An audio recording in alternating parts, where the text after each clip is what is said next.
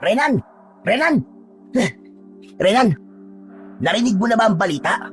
Grabe, Chong! May natagpuan na naman doon na bangkay sa gilid ng kakahuyan. Pwede ba, Chong? Huwag ka munang maingay. Sinisipat ko pa tong isda, oh.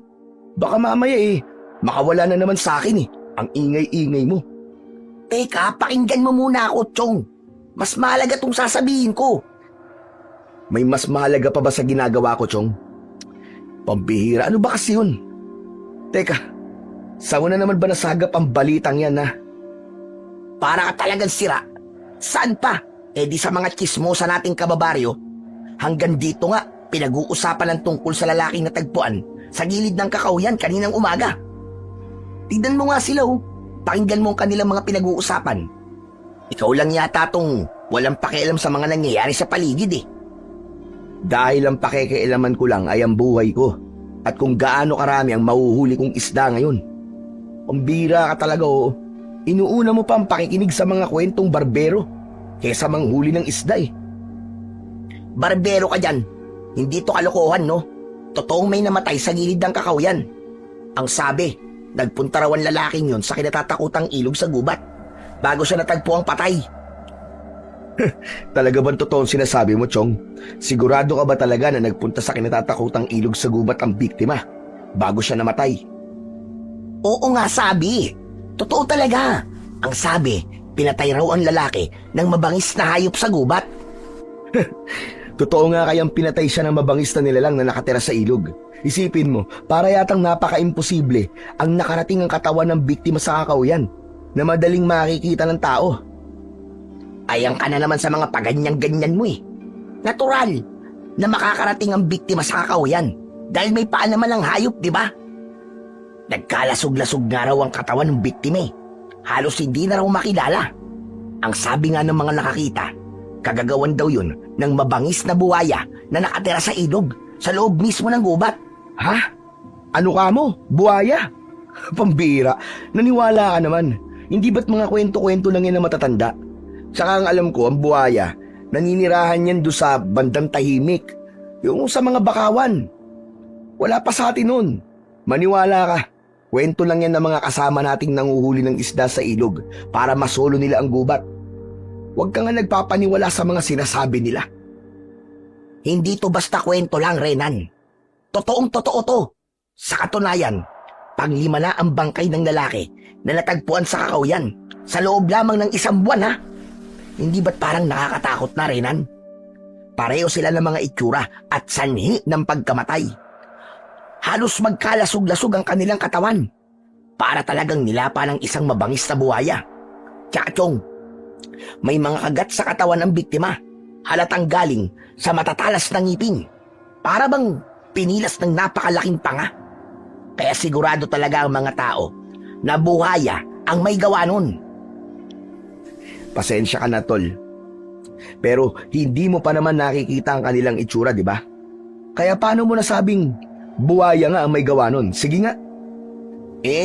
Kwento ng mga nakakakita, Bakit ba ang hirap mo maniwala sa kwento?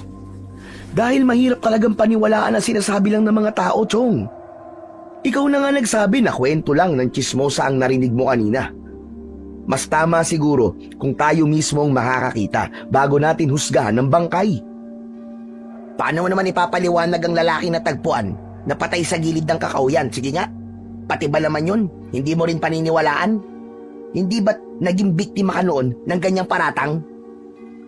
Dahil iba ang nakita nila kumpara sa totoong nangyari. Kagaya ng mga nangyayari ngayon. Iba pa rin na tayo mismo ang aalam at makakakita sa bangkay. Talaga ba na gusto mo makita ang katawan ng biktima para lamang maniwala ka? Oo naman, Chong. May sarili akong pinaniniwalaan tungkol sa mga biktima. Maaaring nagkaroon sila ng kaaway. Kaya yun, tinambangan sa daan at nagkataon na galing sila sa gubat. O di kaya naman masama ang ugali ng lalaking pinatay. Kaya ginantihan. Marami ang posibleng dahilan, Chong. Huwag tayo mag-focus sa iisa lang na hinala na wala namang sapat na batayan. Pasensya ka na, Chong. Pero hindi talaga ako naniniwalang buhayang may kagagawan nun. Nakakawalang gana ka namang kwentuhan. Bigla ako nang hina sa'yo. Ang layo pa naman ng tinakbo ko para lamang magbalita. Tapos para palang nagkikwento lang ako sa kahoy. Anak ng tutyang naman, oh. O bakit? Nagsasabi lang naman ako ng opinyon ko. Sige na nga, umalis ka na dyan. At kailangan ko pang manghuli ng isda. Inaabala mo ang pagyaman ko eh. Sos! Kahit magkanda balu-baluktot o magtatambling ka pa dyan sa panguhuli mo ng isda, hindi mo yan ikakayaman. Diyan ka na nga. Ang mabuti pa kaya tumambay na muna ako sa tindahan ni Aling Training. Nang sa ganun, ay mapatunayan ko sa'yo na totoo ang mga sinasabi ko. Meron talagang buhaya sa baryo natin, Chong. Maniwala ka. Talagang meron buhaya sa baryo natin, Chong.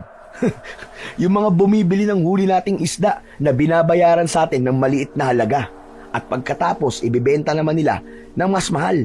Yun ang totoong buhaya. Buhaya sa lipunan. Siraulo ko talaga, naisingit mo pa yan. Ibang buhaya naman ang sinasabi mo eh. Isang kurakot na mamimili ng isda ang tinutukoy mo. Pambihira. Baka mamaya may makarinig pa sa'yo. Ako pa ang mapahamak dahil sa kalokohan mo. Talaga namang ikaw ang mapapahamak eh. Dahil sa'yo nagsimula ang kwento. Nananahimik ako rito tapos ginugulo mo ang paghahanap buhay ko. Sige na nga, umalis ka na. Nang matapos ko na tong ginagawa ko. Ewan ko sa'yo. Baliw. Hindi ko alam kung paano kitang naging kaibigan eh. Hindi mo alam? Pambira. Hindi ba't ang magkaibigan, pareho daw nasira ang ulo? Tuluyan ng napikon sa kanya ang kaibigan niya na si Jojo. Kaya naman, muling ipinagpatuloy ng may 18 taong gulang na binatang si Renan ang pangangalap ng isda. Ang pangangalap ng isda ay tumutukoy sa panghuhuli ng isda mula sa ilog gamit ang lambat, pangki, kawil, pangingilaw at iba pang paraan ng panghuhuli ng mga isda. Yun din ang pangunahing hanap buhay ng mga tao sa baryo ng Agripasyon. Kaya naman, yun na rin ang nakagisnan na hanap buhay ni Renan. Minana pa niya ang kagamitan sa kanyang lolobin. Magmula nang magkasakit ang matanda, ay siya na ang humalili rito sa pangingisda. Ngunit nagbago ang masaganang yaman ng tubig nang magsimula ang iligal na pamumutol ng kahoy sa kagubatan. Nagsimula rin na tumigang o matuyo ang lupa, pati na ang mga ilog dahil nawala na ang mga puno na kumakanlong sa ilog na dapat sana ay umaagos sa patubig ng mga tao sa baryo. Kaya naman, sa dami nilang nanguhuli ng isda sa ilog, paunti na rin ng paunti ang nakukuha nilang isda. Mas dumami ang kanilang kaagaw sa ilog dahil wala nang ibang mapagkukunan ng pagkain nila sa araw-araw. At sinasamantala naman yun ng mayamang negosyante na pinagdadalhan nila ng mga nahuhuling isda. Kagaya na lamang ni Mang Tasyo, binibili sa kanila ng mura ang isda at pagkatapos ay dadalhin nito sa bayan ang mga yon, saka ibibenta ng mas mahal. Halos triple ang presyo. At dahil walang nahuhuli si Renan sa kanyang pangki o lambat, binunot niya ang kanyang itak at binaybay niya ang tali ng mga bubo na papasukan ng maliliit na hipon. Pwede rin yung ibenta kapalit ng bigas. Ay nako, tama na siguro ang mga hipon na to. Pambili na rin to ng bigas namin ni Lolo Ben. Muling sinipat ni Renan ang nahuli niyang mga hipon. Kung hindi lang niya kailangan ng pera para pambili ng bigas, hindi niya yun ibibenta kay Mang Tasyo.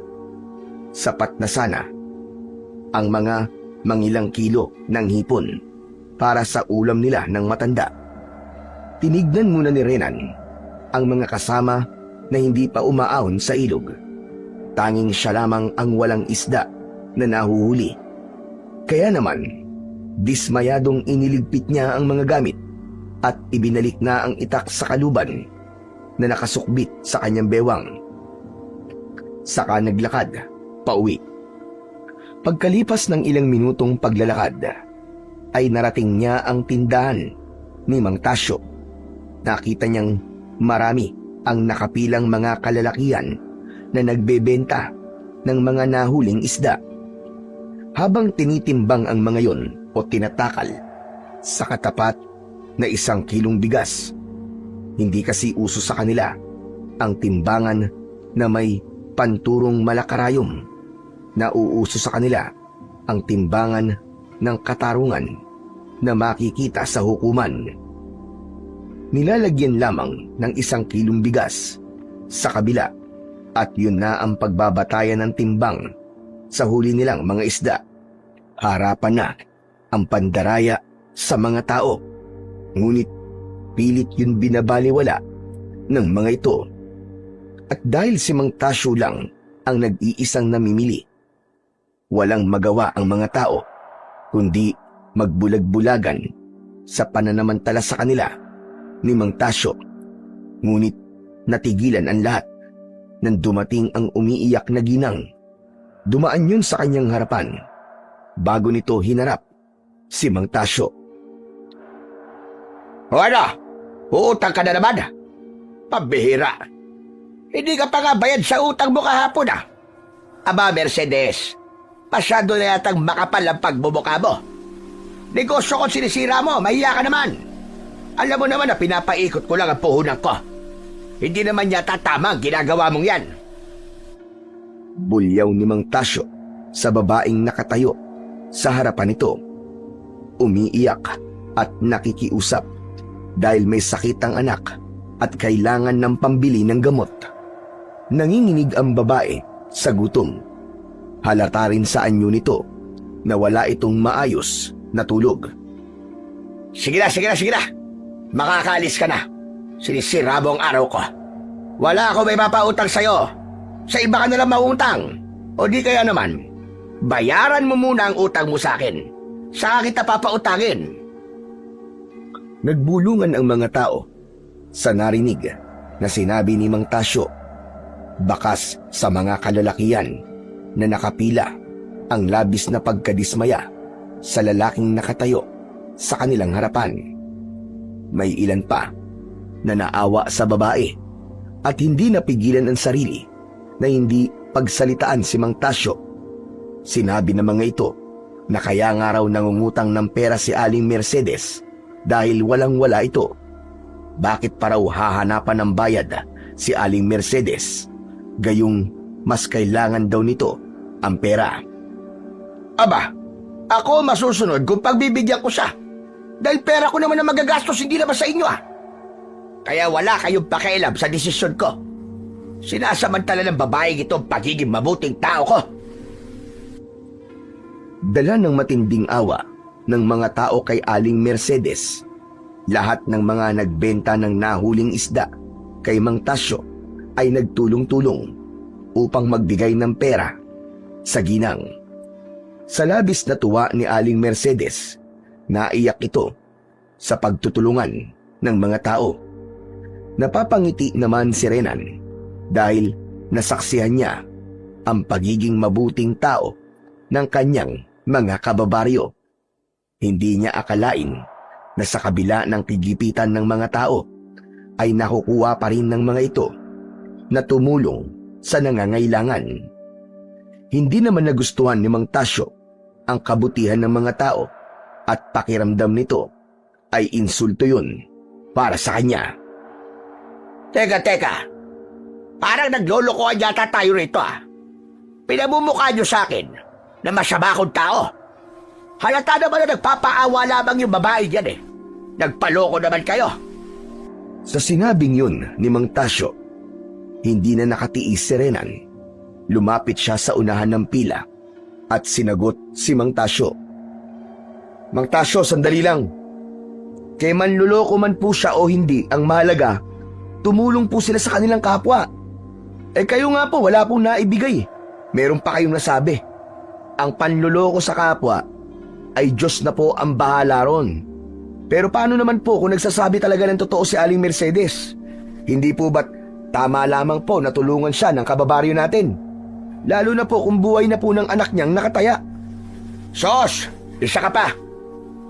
Palagi ka rin nakikialam sa diskarte ko. Wala ka namang may pagmamalaki. Teka, ano ba dala mo para sa akin? Aba, hipon na naman. Hindi ko na yan tatanggapin. Sawag-sawa na ako sa hipon. Iuwi mo na lang yan sa inyo. Ang gusto ko, maraming isda ang dalhin mo sa akin. Ayos lang naman po na hindi niyo po ito bilhin eh. Ang malaga, nakita ko po kung anong klaseng tao kayo.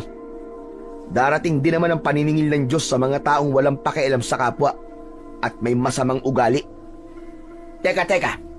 Kanina ka pa. Hindi ko nga pinatulan ng pangingialam mo sa akin. Hihirit ka pa. Ano ba gusto mo magyari, Renan? Huwag kang magpanggap na mabuti kang tao dahil lamang sa pagbanggit mo ng Diyos. Iniwan ka nga ng mga magulang mo eh. Dahil nakapatay ka sa kabilang baryo na inalisan nyo, di ba? Akala mo siguro hindi namin alam na mamamatay tao ka. Hindi po totoo yan. Wala akong pinatay na tao. Ay, huwag ka magkunwaring mabuting tao, Renan. Ang pag-alis mo sa baryo at paglipat rito, palatandaan nyo ng pagtakas mo at pag-ako sa kasalanan. Ha! At alam naming lahat yun. Teka. Sumusobra naman yata kayo sa pagsasalita, Mantasyo. Napalingon ng lahat sa gawin ni Jojo. Nakadarating lamang sa tindahan. May dala itong 1 kilong isda na mukhang binili nito sa nakatayong lalaki sa pinakahuling pila. Walang nakakita sa nakaraan ng kaibigan ko. Bakit kailangan niyo pang ungkitin ng mga bagay na nakalipas na? Bakit hindi ko ungkatin ang nakaraan niya? Nakikialam tong kaibigan mo eh. Pinamumukha ko lang sa kanya na huwag siyang magmamalinis. Kung umastay kaala mo, wala siyang baho na itinatago. Umalis na nga kayo sa tindahan ko at mamalasin ako sa pinaggagawa niyo. Tatanggapin ko na lang kayo rito kapag marami kayong isda na dinala sa akin. Pakiramdam ni Renan ng mga sandaling yon ay nanlamig ang kanyang balikat at batok.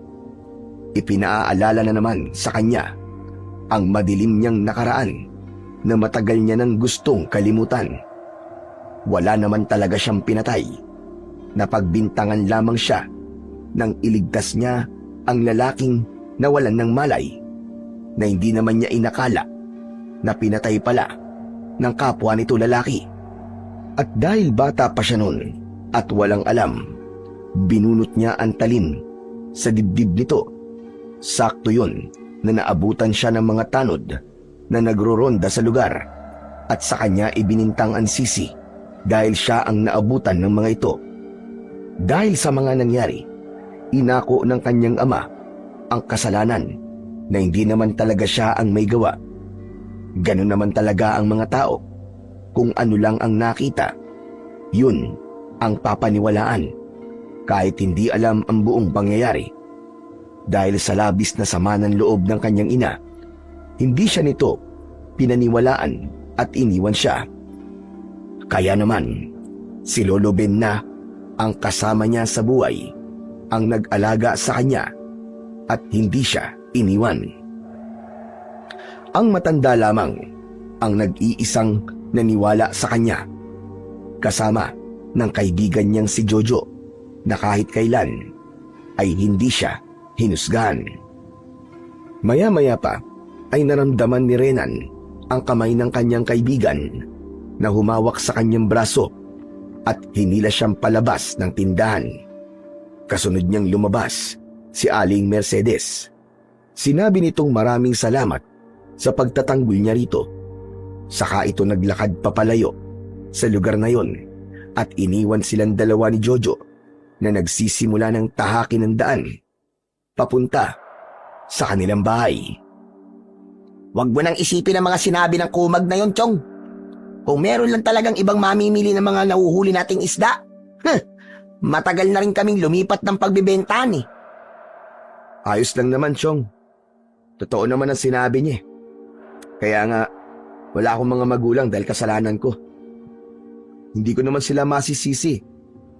Ano ka ba naman, Chong? Huwag mo nang intindihin yun eh.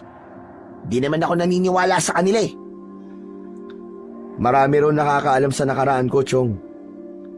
Yung mga tingin ng mga lalaking nakapila kanina, kahit hindi sila magsalita, alam ko yun. Meron din silang opinyon tungkol sa akin. Pambihira ka naman, oo. Bakit ba magpapaapekto ka sa kanila? Hindi naman sila nagpapakain sa'yo. Ang mahalaga, maraming nagmamahal sa'yo.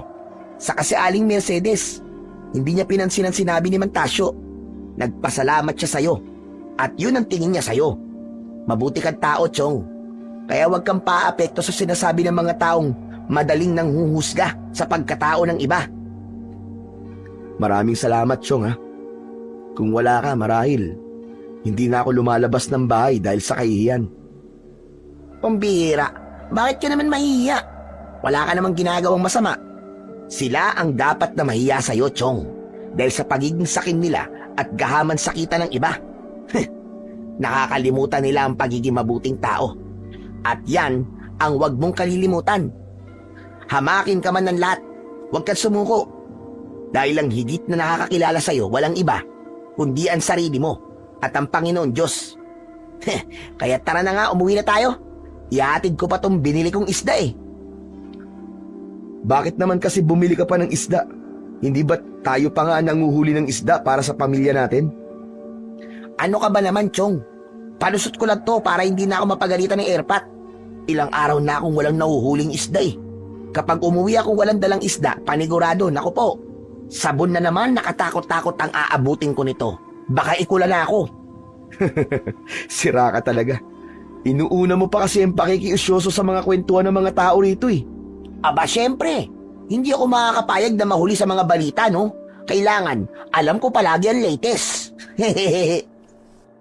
Habang tinatahak ni Renan at Jojo ang masukal na kakahuyan, pauwi sa kanilang bahay, napansin nila ang tila kaguluhang nagaganap sa gawing unahan ng daan. Habang papalapit sila, lalo nilang naririnig ang mga sigawan at bulungan ng mga tao. Mambihira. Parang may natagpuan na naman silang bangkay sa gawing yun ah. Halika, Chong, tignan natin. Malalaki ang hakbang ng paa na nilapitan nila ang kinaroroonan ng mga tao. Pagkarating nila, tumambad sa kanilang paningin ang isang bangkay ng lalaki. Nagkalat ang lamang loob sa damuhan. Nilalangaw at may amoy na malapit na sa pagkaagnas. Nagkalasog-lasog ang katawan nito para bang pinaghahampas o pinaghati ng isang mabangis na nilalang. May ilan pang patak ng dugo sa bahagi ng damuhan. Tila nanlaban pa ang lalaki sa nilalang na umatake rito. Nanlaki ang mga mata ni Renan. Parang nakita niya na ang ganung eksena. Nakita niyang may nakatarak na kahoy sa dibdib ng lalaki. Walang iniwan ang itsura ng lalaki sa bangkay na sumira ng buhay niya noon. Namutla siya at pinagpawisan. Pakiramdam niya ay hindi na siya humihinga ng mga sandaling yun. Agad naman napansin ni Jojo ang nangyayari sa kaibigan. Tol, ano nangyayari sa'yo? Namumutla ang labi mo, tapos nanginginig ka pa. Ayos lang ako, Chong. Ganyan din kasi yung itsura ni Mang Lito. Yun naging dahilan kung bakit nasira ang pamilya ko. Ganun ba? Huwag mo nang tignan. Umalis na tayo rito. Kalimutan mo ang mga nakita mo. Pasensya ka na. Hindi man lang kita pinigilan para hindi mo na makita ang bangkay. Ayos lang, Chong. Wala ka naman kasalanan eh. Muling sinulyapan ni Renan ang katawan ng lalaki. Dilat ang mga mata nito at nakaawang ang bibig. Kapansin-pansin na para bang natuyo ang katawan ng lalaki. Tila may pumiga sa katawan ng biktima. Ang tiyan ay nagkaluray-luray na parang hibla ng sinulid. Ang ibang mga tao na nakakita sa katawan ng lalaki ay hindi maiwasan ang hindi magtakip ng ilong at bibig. Ang ilan naman ay nagdarasal at nag-aantandang krus pa dahil sa labis na pangamba sa sariling kaligtasan. Narinig nila na buhaya raw ang pumatay sa lalaki. Natigilan sina Renan at Jojo. Nagkatinginan silang dalawa at kapwa nakaramdam ng malamig na kilabot. Alam nilang hindi ito simpleng pagpatay. Isa na namang biktima ng mabangis na halimaw ang kanilang nadaanan. Ang katahimikan ng kagubatan ay napalitan ng takot at pangamba para sa mga tao. O tol, ngayon mo nga sa akin sabihin na tao ang may gawa niyan? Kanina lang natin pinag-uusapan ang tungkol sa mga biktimang natagpuan sa gilid ng kakahuyan, di ba? Ngayon naman, nasa gilid na siya ng kalsada at malapit sa ating tirahan. Nakita mo naman ang kanyang itsura. Ano sa tingin mo? Anong uri ng nilalang ang may gawa nito? Sa aking palagay, isang mabangis na hayop nga may gawa nito. Pero hindi buhaya. Ang hirap paniwalaan na may buhaya sa baryo natin. Ang ibig mong sabihin, hindi ka pa rin naniniwala na buhaya ang may gawa nito? Sa tingin mo, bakit nila kinatatakutan na puntahan ng ilog sa gubat? Kinatatakutan nila ang gubat dahil naniniwala sila sa kwento na may buhaya sa lugar na yon. Ngunit kung iisipin, kung buhaya nga may gawa niyan, hindi ba't nakapagtataka na hindi niya inuubos ang katawan ng biktima? Ibig sabihin nun, ang pumatay sa lalaking yan ay bunga ng pananakot o may iba pang dahilan. Pasensya ka na tol ha, pero iba talaga ang sinasabi ng isip ko eh. Walang katotohanan na may buhaya sa gubat. Naniniwala akong kaya sinasabi nilang nakakatakot ang ilog sa gubat ay upang masolo nila ang mga isdang mahuhuli nila sa lugar na yun. Hindi yan totoo, Renan. Wala talagang nangangas na pumasok sa loob ng gubat at manghuli ng isda sa kinatatakutang ilog dahil sa buhayang pumapatay sa mga tao. Sinasabi ko to sa'yo para hindi mo puntaan ng gubat para manghuli ng isda. Kilala kita, Chong. Matigas ang ulo mo at ayaw magpapigil kapag may gusto kang puntahan. Napapailing na lamang na ibinaling ni Renan ang paningin sa kabilang direksyon bago siya nagdesisyon na umalis na sa tapat ng pinagkakaguluhan ng mga tao dahil tama ang kanyang kaibigan.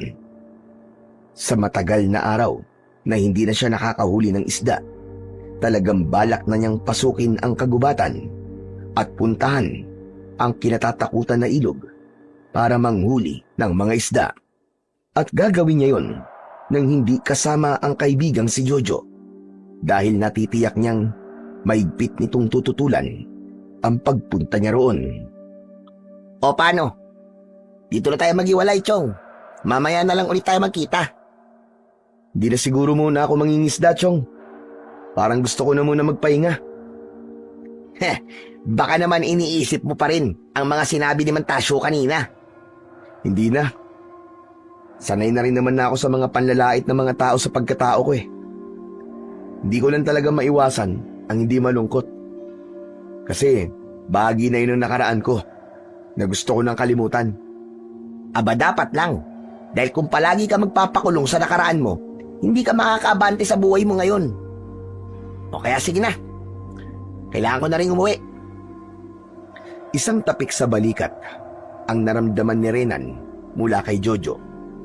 Saka ito nagpaalam sa kanya at naglakad papalayo. Habol niya ang tingin sa kaibigan hanggang mawala na ito sa kanyang paningin. Tinaak naman ni Renan ang daan pauwi sa kanilang bahay. Bigla siyang nag-alala dahil wala na naman siyang kinita para bumili ng bigas. Kaya naman, isang malalim na buntong hininga ang pinakawalan niya bago siya pumasok sa loob ng kanilang bakuran. Bahagya pa siyang nagulat nang makita si Lolo Ben na nakaupo sa tumba-tumba nitong upuan habang malayo ang tanaw sa labas. Nilapitan niya ito at nagbigay ng galang sa matanda. "Mano po, Lolo Ben?" Aba, kanina ka pa ba dyan, Apo? "Opo, Lolo Ben. Mukhang malalim po ang iniisip niyo ah. Kumain na po ba kayo?" Wala na tayong bigas, Apo. Hinintay kita kaya akala ko nakabili ka ng bigas. Teka, Hipon ba yan dala mo? Opo, Lolo Ben. Kulang-kulang 1 kilong hipon din po to. Kaya lang, di ko nabenta kaya hindi po ako nakabili ng bigas. Ayaw na po ni Mang Tasyo na bilhin to eh. Hayaan mo na siya. Magloloob siya kung bibilin ba niya yan o hindi. O siya, iluto mo na yan. Sabawan mo at kakain na tayo. Kahit walang kanin. Mabubusog na rin tayo niyan. Pagkatapos ay ihanap mo ko ng gamot sa gubat. Medyo nananakit na naman kasi ang buto ko sa tuhod. Umatake na naman ang rayuma ko. Hindi na yata gagaling ito. Yung po bang bulaklak ng santan na matatagpuan po malapit sa ilog na kinatatakutan? Marami kang makikitang santan sa ibang bahagi ng gubat. Basta't huwag ka lang malapit sa ilog na kinatatakutan. Mabuti na yung nag-iingat. Bakit po, Lolo Ben? Alam niyo din po ba tungkol sa buhaya na sinasabing pumapatay sa mga tao? Aba oo naman. Naniniwala ako dahil sa kwento ng mga taong nakakita sa buhaya. Wala pa pong nakakakita sa buhaya, Lolo Ben. Kaya mahirap pong paniwalaan na may buhayang gumagala nga sa gubat. Naniniwala po pala kayo na may buhaya sa ilog na yun? Kahit kwento lang? Hindi naman pare-pareho ang paniniwala ng mga tao, di ba? Wala namang masama kung maniniwala ka sa kanila o hindi.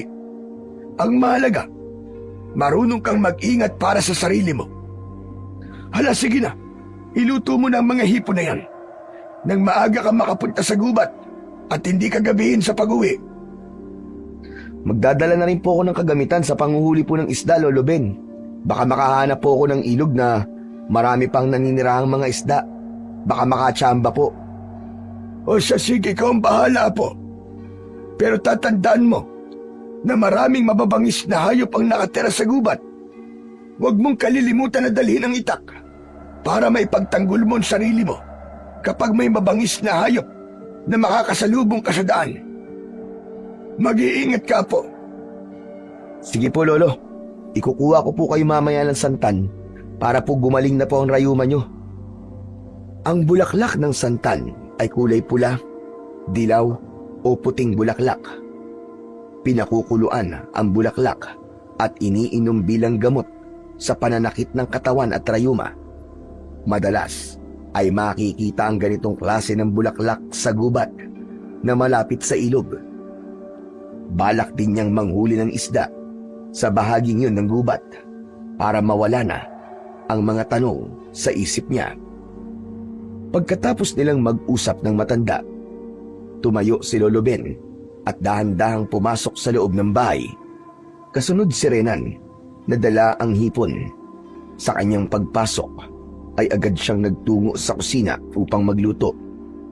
Pagkalipas ng ilang sandali, habang kumukulo ang sinabawang hipon, inihanda ni Renan ang mga gamit na dadalhin niya sa pagpunta sa gubat. Inilagay niya ang lambat sa maliit niyang bayong at isinukbit niya yon sa kanyang balikat.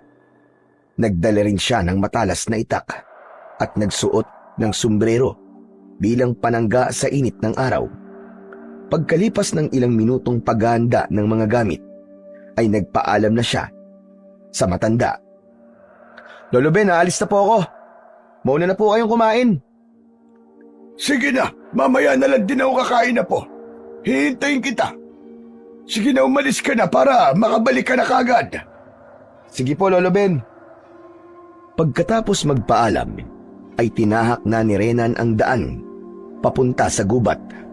Habang siya ay naglalakad, napansin niya ang itsura ng kagubatan. Mataas at malago ang dahon ng mga punong kahoy. Tila bumabalot ang lilim sa buong paligid. Ang mga dahon ay kumakaway sa hampas ng hangin at mula sa malayo ay maririnig ang huni ng mga ibon na nakadapo sa sanga. Ang damuhan sa lupa ay makapal at may halong mga ligaw na bulaklak na nakasiksik sa gilid ng mga bato. Ang hangin doon ay malamig at sariwa.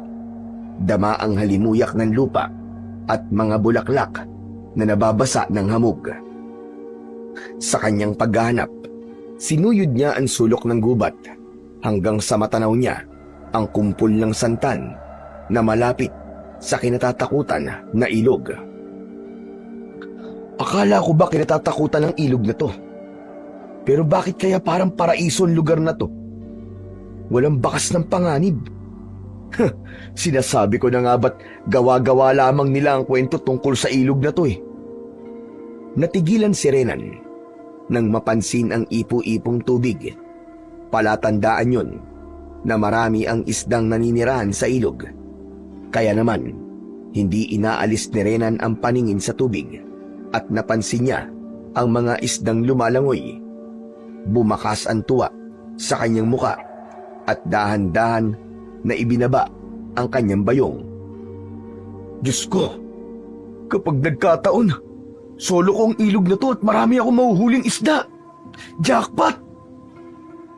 Maingat na inayos ni Renan ang maliit na pangki, isang uri ng lambat na madalas niyang ginagamit sa ilog. Tinignan niya itong mabuti, sinigurong walang sira, at saka isinabit sa kanyang balikat kasama ng isang bayong na paglalagyan ng kanyang mahuhuling isda. Pagdating sa pampang ng ilog, dahan-dahan niyang inilatag ang lambat. Sa bawat pagtampisaw ng tubig, nakikita niya ang mga isda na abala sa paglalangoy. Maririnig ang lagaslas ng tubig kasabay ng ingay ng mga isdang nakulong sa kanyang lambat. Bumalos ang labis na saya sa mga mata ni Renan. Hinilinga niya ang kanyang paningin sa paligid. Napansin niya na mayroong bahagi ng ilog na walang ingay. Natitiyak niyang higit na mas maraming isda sa bahaging yon. Hindi nagtagal, nagsimulang mapuno ang kanyang lambat. Minsan ay tigda 2 o 3 ang sabay-sabay na sumasabit sa lambat. Mga isda na maliliit at malalaki. Kumikisdap ang kaliskis na tila pilak sa ilalim ng araw. Sa bawat buhat at paghila ng lambat ay dumadagdag ang bigat ng kanyang huli.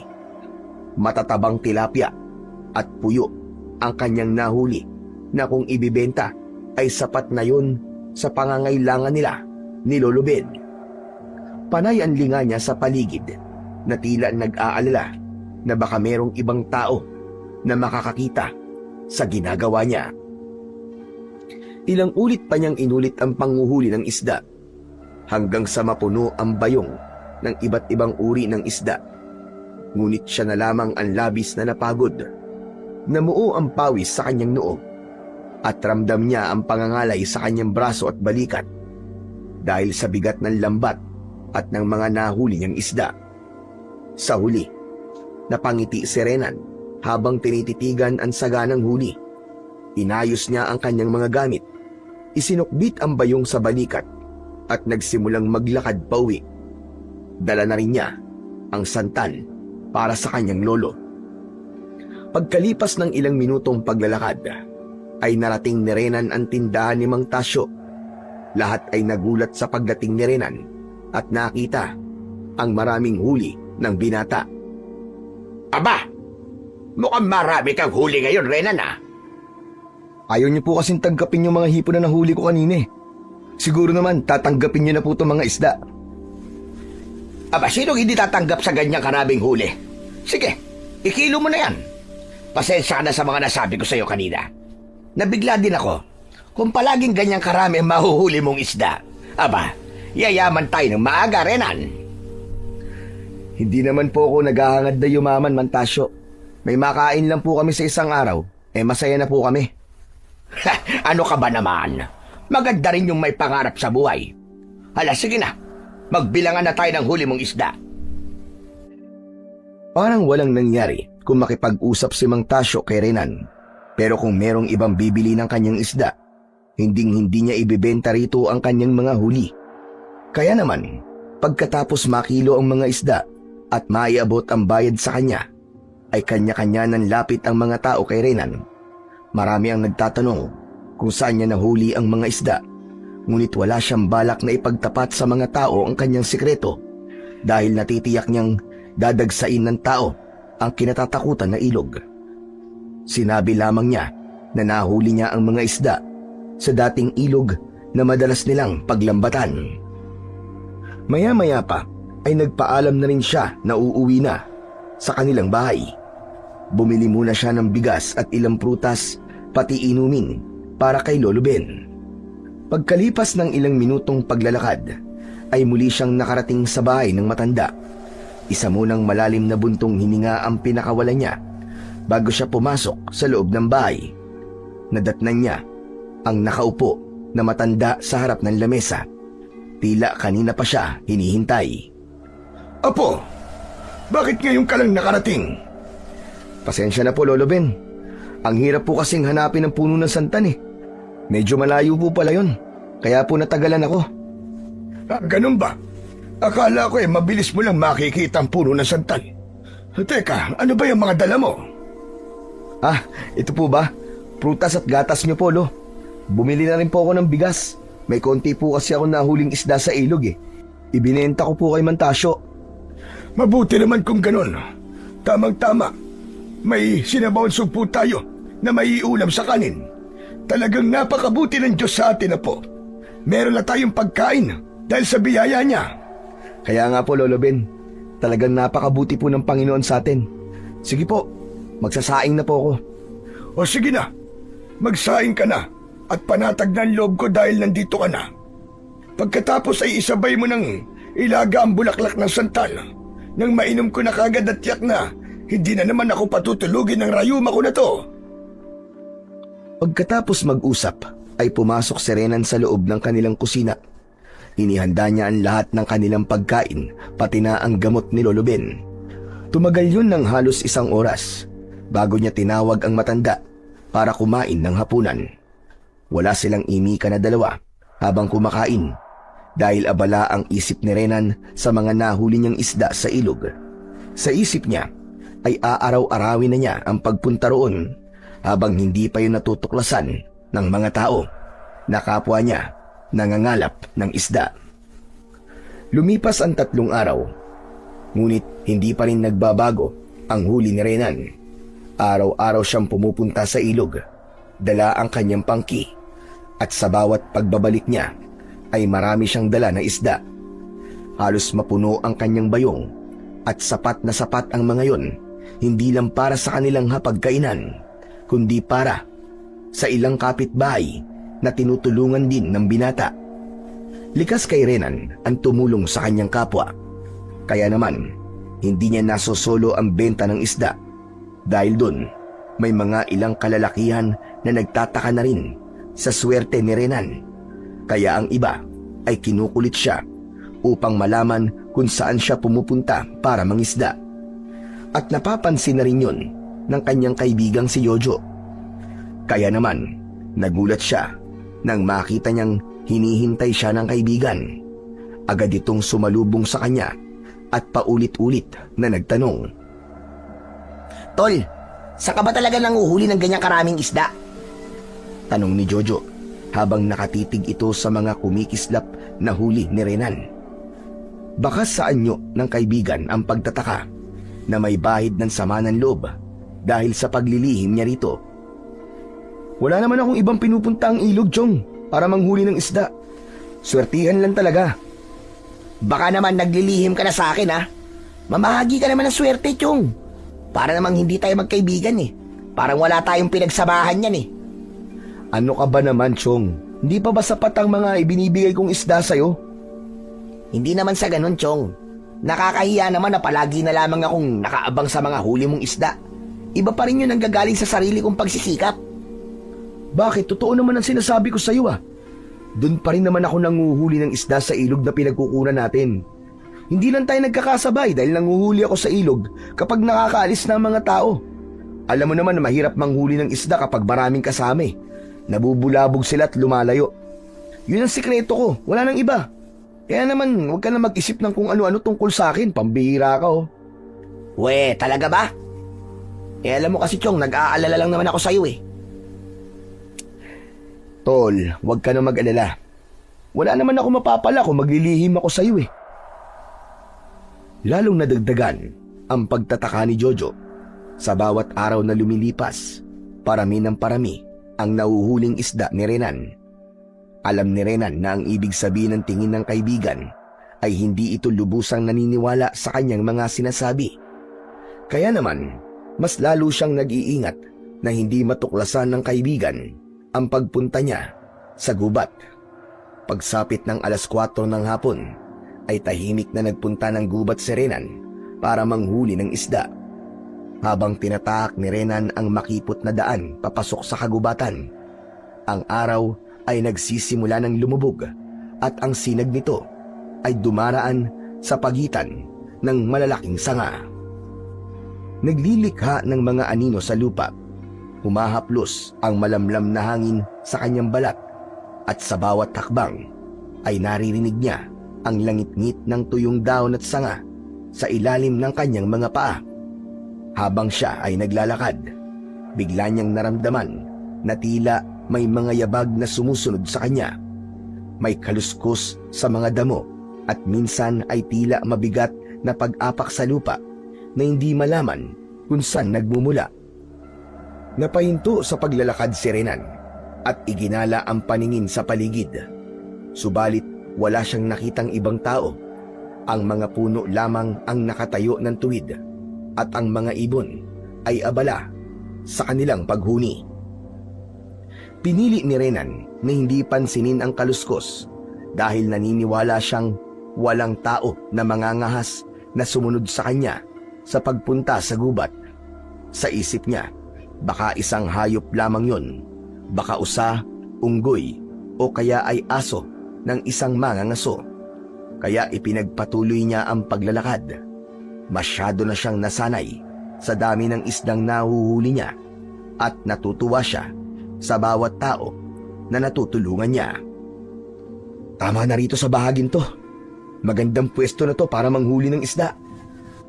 Ngunit hindi pa man niya nailalatag ang lambat, ay bigla na siyang nakarinig ng kakaibang pag-angil at mabigat na yabag sa paligid na parabang nanggagaling sa malaking hayop. Bumundol ang kaba sa dibdib ni Renan at inilinga ang paningin sa paligid. Ganun na lamang ang panlalaki ng kanyang mga mata nang makita ang nakakatakot na hayop.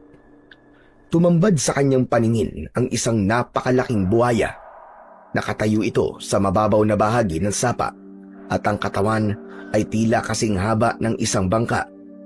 Ang makapal nitong kaliskis ay kumikislap sa ilalim ng liwanag na pumapasok sa kagubatan at ang bibig ay nakangangang malapad na parabang kayang lumunok ng isang buong baka. Ang matutulis nitong mga ngipin ay kumikislap na parang mga punyal at ang mga mata ay mapupula na tila naglalagablab sa galit. Ang bawat pagkaway ng buntot nito sa hangin ay nagbabadya ng lakas na kayang sumira ng kahit na anong harang para pigilan itong lapain siya. Napaatras ng hakbang si Renan habang hindi inaalis ang paningin sa buhaya na nakatayo sa kanyang harapan. Hindi ito gumagalaw, ngunit hindi rin naman inaalis ang paningin sa kanya. Hindi makagalaw si Renan. Para siyang napako sa kinatatayuan. Unti-unting nanginig ang kanyang tuhod at bumigat ang kanyang dibdib sa sobrang kaba. Ang pawis ay bumalong na sa kanyang noo, kahit malamig naman ang hangin. Ramdam niya ang panlalamig ng kanyang mga kamay at ang kanyang hininga ay naging mabilis at mababaw. Sa isip niya, alam niyang isang maling galaw lamang ay maaaring sumalakay na ang buhaya sa kanya at tuluyan siyang lamunin nito. Walang balak ang buhaya na buhayin siya dahil baka sa anyo nito ang labis na pagkagutom. Diyos ko po, papatayin talaga ako ng halimaw na to. Totoo nga, totoo na mayroong buhaya sa lugar na to. Nanginginig ang kanyang kamay. Hindi niya alam ang kanyang gagawin. Ngunit biglang umingay ang paligid dahil sa paghakbang ng buhaya papalapit sa kanya. Mabilis na sumunggab ang buhaya kay Renan. Bumuka ang napakalaki nitong bibig. Tila bangin na handang lumamon sa kanya. Sa lakas ng galaw ng buhaya, yumanigan lupa at halos mabuwal si Renan. Agad niyang iwinasiwas ang kanyang itak at buong lakas na hinarap ang buhaya. Sa isang iglap lamang ay nasangga niya ang unang hampas ng buntot ng buhaya. Subalit tinamaan pa rin siya nito sa tagiliran. Bumagsak siya sa lupa habang namimilipit sa labis na sakit. Naramdaman niya ang kirot ng pagkakabangga ng kanyang katawan sa puno, ngunit pinilit niya pa ring tumayo. Hindi niya binitiwan ng kanyang itak. Umikot ang buhaya at muli siya nitong hinarap. Nanginginig ang kanyang mga tuhod, ngunit hindi siya makakapayag na basta na lamang siyang lamunin ng halimaw. Sige! Lumapit ka! Akala mo natatakot ako sa'yo! Nagkakamali ka! Handa ako mamatay na lumalaban! Muling sumugod ang buhaya at sa kanyang pag-iwas ay nadulas siya at muling bumagsak sa lupa. Sugatan ang kanyang mga braso at tuhod. Ang dugo ay unti-unting dumaloy mula sa kanyang mga sugat at ang kanyang hininga ay parang tambol na nagpahirap sa kanyang paghinga. Ngunit sa kabila ng takot na mamatay at lapain ng halimaw, pinilit niya pa rin tumayo. Sa isip ni Renan ay iisa lamang ang laman: lumaban hanggang sa huli niyang hininga. Sige, lapit lang! Patay kong patay! Kesa naman palapa ako sa'yo nang walang kahirap-hirap! Kapaglapit ng buhaya, buong lakas na itinaas ni Renan ng kanyang itak at itinagayon sa buntot ng buhaya. Tumama ang talim at napilas ang laman nito sa buntot. Halos balat na lamang ang nakadugtong. Umalingaw-ngaw ang malakas na ungol ng buhaya at lalo itong nagalit. Ang mga mata nito ay tila nagliliyab sa matinding pot at ang bawat kilos ay mas naging mabangis at maras. Kahit sugatan si Renan at hingal na hingal, nakatindig pa rin siya na handang lumaban at abangan ang pagsugod ng nilalang. Isang malakas na pagpalo ng buntot ang ginawa ng buhaya, kahit balat na lamang ang nakadikit. Nagawa pa rin ito na tamaan ang tagiliran ni Renan. Bumagsak siya sa lupa at nabitiwan ang itak. Hindi na siya nakagalaw dahil isang dipa na lamang ang layo ng buhaya mula sa kanyang kinaroroonan. Sige! Hindi ako natatakot sa'yo! Lumapit ka! Patayin mo ako kagaya ng mga ginagawa mo sa mga biktima mong hayop ka! Mabilis na humakbang papalapit sa kanya ang dambuhalang buhaya. Ipinakita niyang hindi siya natatakot dito. Hindi siya kumukurap ng mga mata. Sa halip, nilabanan niya ng titig ang tingin nito. Naghari ang katahimikan dahil sa pagtigil nito sa pagakbang. Pinagmasdan siya nito ng mabuti. Nakita ni Renan na tila natitigilan ang buhaya at nagulat siya nang bigla nitong kinagat ang sariling buntot at ibinato yun sa kanya. Tumama ang buntot ng buhaya sa kanyang paanan. Medyo nasaktan siya, ngunit nagulat sa biglang pagbabago ng buntot ng buhaya. Ang magaspang at matigas na balat nito ay kumislap na tila bakal. Ilang segundo lang ang lumipas, naging isang magandang latigo yun na kumikislap sa liwanag. Ang hawakan ay makinis na parang inukit at ang mismong latigo ay mahaba, matibay at tila humuhuni kapag inihahagupit. Bumundol ang kaba sa kanyang dibdib at kinilabutan ang buo niyang katawan. Sa isip ni Renan, hindi niya maipaliwanag sa kanyang sarili kung ano ang bagay na nakita niya. Lalo na ang pagbabagong yun ng naputol na buntot ng buhaya. Natigilan si Renan habang nakatitig sa mahiwagang bagay sa kanyang paanan. Hindi siya makapaniwala. Ang isang bahagi ng mabangis na nilalang ay naging sandata, tila nilikha para sa kanya. Nakadama siya ng halo-halong emosyon, pagtataka, pangamba at paghanga. Para bang ang latigo ay may sariling bangis na nang aakit sa kanya upang damputin yun. Ngunit hindi siya makakilos kagad sapagkat ang buhaya ay hindi umaalis sa kanyang harapan. Nakatayo ito, ang mga mata ay nakatitig sa kanya. Nakabuka ang panga at naglalaway ang matutulis nitong mga ngipin. Sa kabila ng sugat nito sa buntot, nanatili pa rin itong nakatindig. Tila pinagmamasdan kung ano ang gagawin ni Renan, kung dadamputin ba niya ang latigo o hindi. Ngunit napansin niya na wala na ang bakas ng galit sa anyo ng dambuhalang buhaya. Sa dibdib ni Renan, mabilis ang tibok ng kanyang puso. Nagpapakiramdaman silang dalawa ng buhaya, pero mas pinili ni Renan ang maging matapang sa harap nito. Bakit naging latigong buntot ng buhaya? Para ba talaga to sa akin? Buhaya, ano ba ang ibig mo sabihin sa sandatang to? Bakit mo iniagi sa akin? Hindi pa rin gumagalaw ang buhaya, ngunit banayad na ang paghinga nito. Walang bakas ng panganib. Hindi pa man halos natatapos ni Renan ang sasabihin nang marinig niya ang boses ng kaibigan niyang si Jojo. Marami itong dala na bato at pinaulanan ng bato ang buhaya, kaya walang nagawa ang buhaya kundi ang umalis sa harapan niya at humarap ito kay Jojo. Buhaya, lumayo ka! Layon mo ang kaibigan ko! Alis! Lumayo kang halimaw ka! Alis! Dinampot nito ang mga batong nagkalat sa lupa. Walang patid na ipinukol sa buhaya. Sunod-sunod ang pagbagsak ng mga bato sa likod, ulo at tagiliran ng buhaya. Talakas at bilis ng pagbato ni Jojo. Para na yung ulan na walang tigil na bumabayo sa katawan ng dambuhalang nilalang. Umangil ng malakas ang buhaya.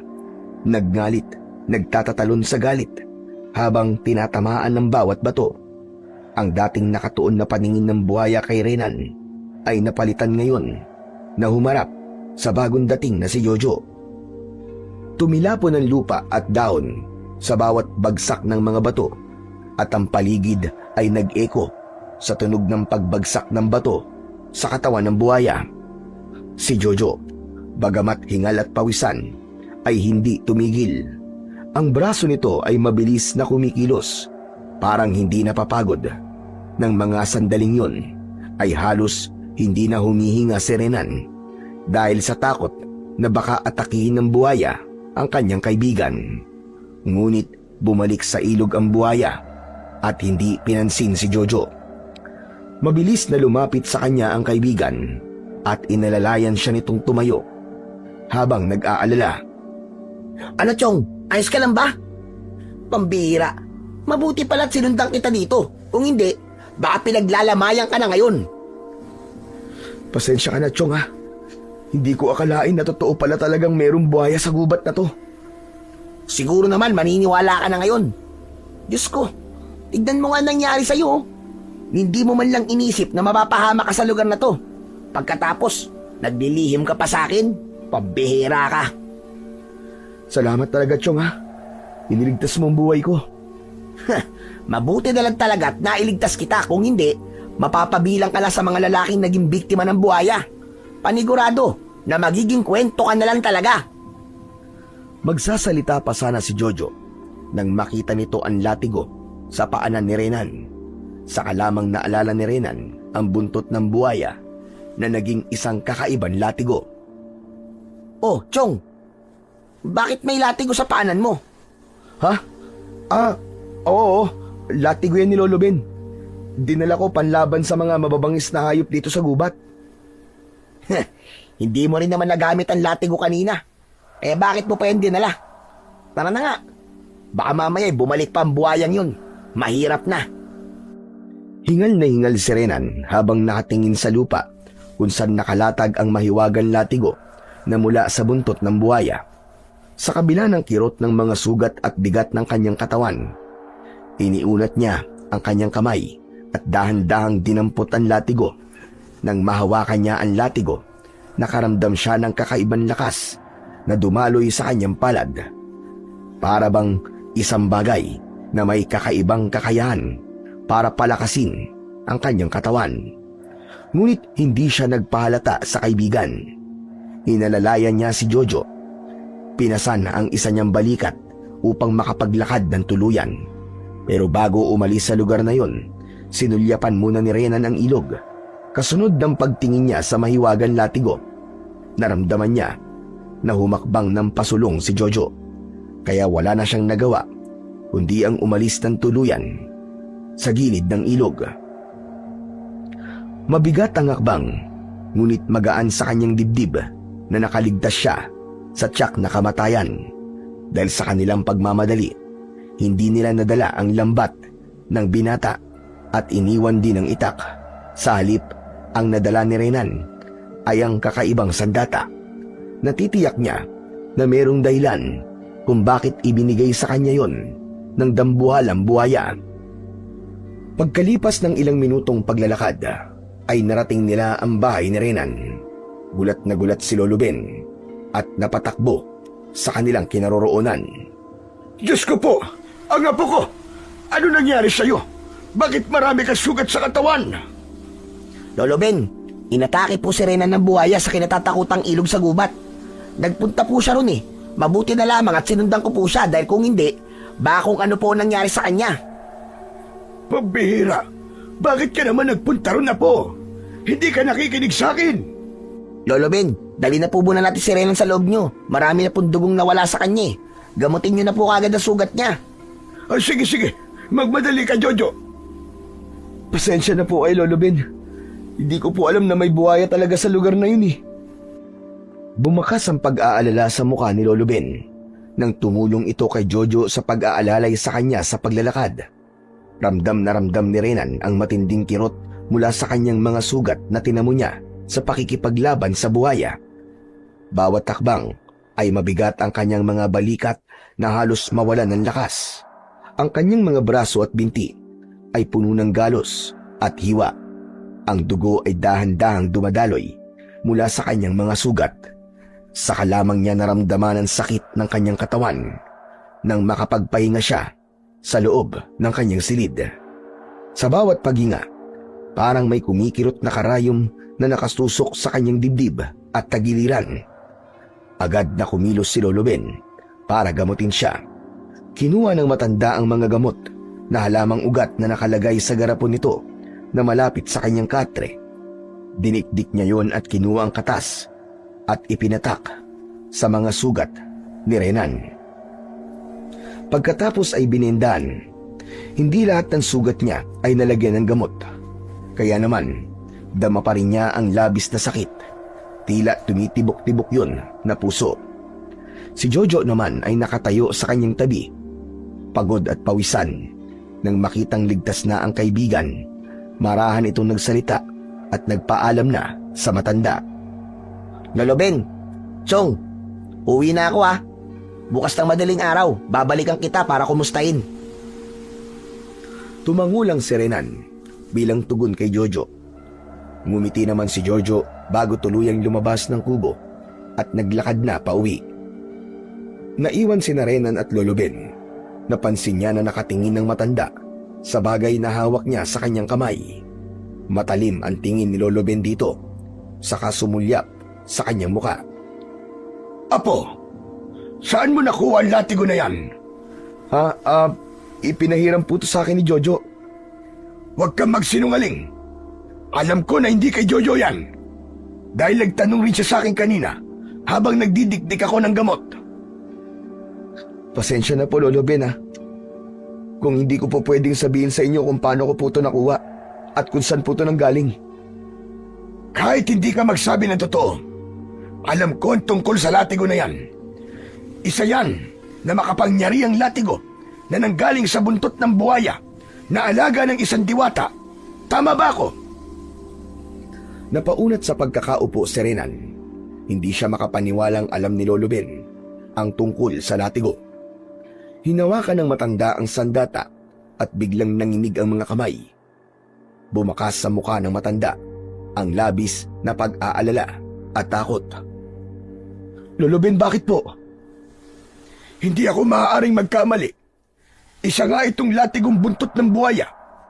Isang senyales na muling paglaganap ng kadiliman sa ating baryo. Ano po? Kadiliman? Ano pong ibig niyo sabihin? Ngayon na lamang nagiging malinaw sa akin ang lahat. Ang sunod-sunod na natatagpuan na patay sa kakauyan ay hindi nga gawa ng isang buhaya. Akala ko talaga kagagawan niyo ng buhaya.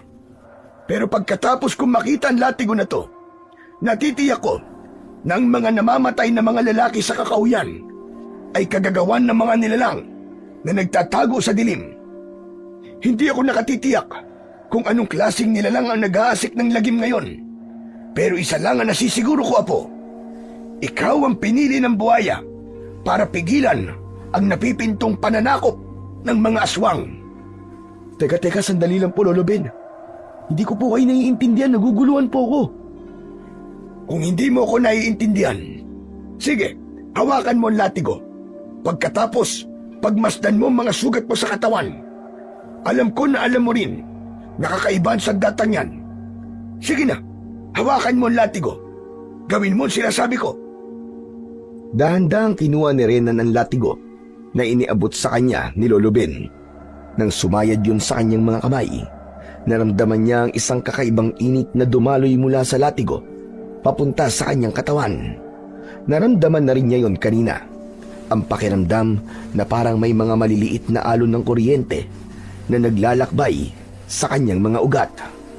Bigla niyang naramdaman ng mga sugat sa kanyang mga braso at binti ay tila nag-iinit. Kasunod noon ay unti-unting nagsara ang mga hiwa. Ang mga galos na kanina ay may dumadaloy pandugo ay dahan-dahan din na natuyo at naghilom.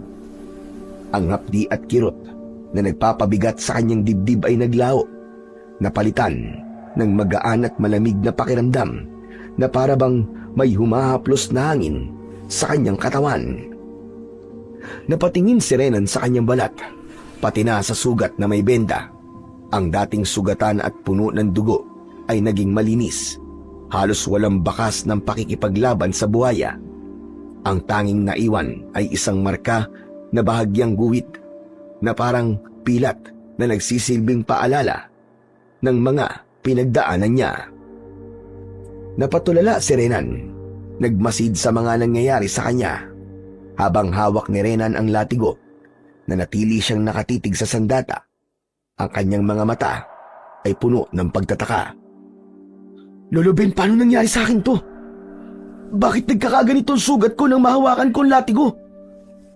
Gaya ng sinabi ko sa iyo kanina, Apo, nakuha mo ang makapangyarihang sandata na magliligtas at magpapagaling sa sugat mo. Kapalit ng latigo, ang isang tungkulin na nakaatang sa balikat mo. Ang latigo na yan ay may taglay na enerhiyang magbibigay sa iyo ng tapang. Marahil ay nagpakita ka ng tapang sa buhaya, kaya kanya piniling pagbigyan ng kanyang buntot. Ano po ang kakayahan ng latigong buntot ng buhaya, Lolo Ben? Kapag inihampas mo sa lupa ang latigo, sinasabing naglalabas ito ng alingaungaw na kinakatakutan ng mga nilalang ng dilim. Nakasalalay sa mga kamay mo ang balanse ng kalikasan. Paano niyo po nasasabi ang mga bagay na yun, Lolo Ben? May gumamit na po ba nito sa tunay na laban? Oh, may nauna nang gumamit sa latigo, Apo. Isang manunugis ng aswang na mas piniling lumayo at manirahan sa baryong ito para linisin ang pangalan ng kanyang apo. Ang taong unang gumamit ng ganyang sandata, walang iba kundi ako, dahil ako ang dating manunugis ng mga aswang. Ano? Hindi po ako makapaniwala na dati po kayo manunugis. Kaya po ba nakilala niyo kagad ang latigo na to? Oo, Renan. Ang totoo, walang alam si Jojo tungkol sa latigo. Hindi naman talaga siya nagtanong sa akin kanina. Dahil hinuhuli lamang kita kung magsasabi ka ba sa akin ng totoo. Umaasa ako kanina na sana nagkamali lamang ako sa nakikita ko. Ngunit nang mahawakan ko ang latigo, tila bumalik ako sa aking kabataan. Nung panahon na ako ay malakas pa. Pero bakit po kayo nagsinungaling? Na wala po kayong alam sa mga aswang na totoong pumapatay sa mga tao. Sinabi niyo pa na naniniwala kayo sa kwento na buhaya nga ang may gawa nun sa mga biktima. Dahil ng mga oras na yon, ay hindi ako naniniwalang may aswang na tiktik sa baryo na to. Ang buong akala ko, naubos ko na silang lahat. E ano naman po ang tungkol sa mga aswang na tiktik? Anong uri sila ng mga nilalang? Sila mga nilalang na may anyo na tulad sa paniki. May kakayahan silang lumipad para dagitin ang kanilang biktima. Sa ere pa lang, sinisip-sip na nila ang dugo nun. Ano naman po ang kanilang kahinaan, Lo? Malakas na ingay mula sa latigo at ang enerhiyang masasagap nila sa kagubatan. Kahit mag-anyo sila na ordinaryong tao, hindi nila makokontrol ang kanilang mga sarili na maglantad ng totoo nilang anyo. Ano naman po ang tungkol sa sinasabi niyong lilinisin niyo po ang pangalan ko? Dahil malakas ang kutob ko na nandito ang totoong pumatay kay Lito. Kung hindi ako nagkakamali, ang pinuno ng mga aswang na tiktik ang may kagagawan nun sa kanya. Ngayon na lamang talaga nagiging malinaw sa akin ang lahat, Apo. Matagal ako na nahimik. Hindi ko akalain na nagsisimula na siyang magpakilala bilang isang mabangis na nilalang na hindi basta-bastang mapapatay. Paano ko po mapapalabas ang bisa ng latigo? Kapag nasa panganib ang buhay mo, Apo, husang magliliwanag ang latigong yan. Subalit may kakaiba pang kapangyarihan ng latigo na ikaw mismo makakatuklas. Kailangan mo munang matutunan kung ano ang mga dahilan ng kilos at paggalaw ng latigo. Dahil mag-iinit yan kapag merong aswang sa paligid. Kapag handa ka na, ang latigo ay hindi lang sandata. Ito ay magiging bahagi ng iyong pagkatao. Nag-aalala ako sa iyo, Apo, sapagkat malakas na kalaban ang mga nilalang na maaari mong kaharapin. Wala po kayong dapat alalahanin, Lolo. Dahil alam ko po na nasa panig po tayo ng kabutihan. Pagkatapos nilang mag-usap ni Lolo Ben, ay nagpaalam na rin sa kanya ang matanda. Naiwan si Renan sa kanyang silid na malalim ang iniisip. Hanggang sumapit ang gabi ay hindi dinalaw ng antok ang binata. Nakahiga siya sa banig, ngunit hindi siya dinadalaw ng antok. Ang kanyang mga mata ay nakatitig sa kisame ng kanilang kubo, habang ang malamlam na ilaw ng gasera ay kumikislap-kislap sa sulok ng silid. Sa isip ni Renan ay paulit-ulit na bumabalik ang mga pinag-usapan nila ni Lolo Ben tungkol sa mahiwagang latigo at ang babala ng matanda na ang kapangyarihan nito ay may kapalit na responsibilidad. Bawat salita ng kanyang lolo ay parang nakaukit sa kanyang pandinig. Ang posibilidad na hindi aksidente ang pagkakakita niya sa buhaya.